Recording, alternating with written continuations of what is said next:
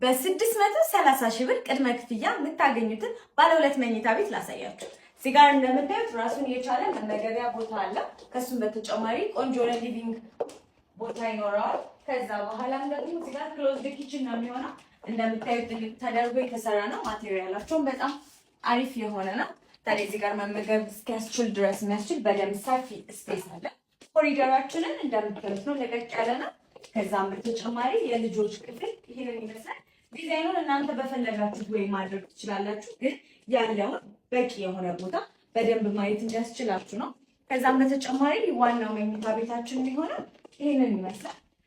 እንደምታዩት ነው፣ በደንብ ለቀቅ ያለ ቦታ አለው። ከዛም በተጨማሪ በጣም ቆንጆ ተደርጎ ነው።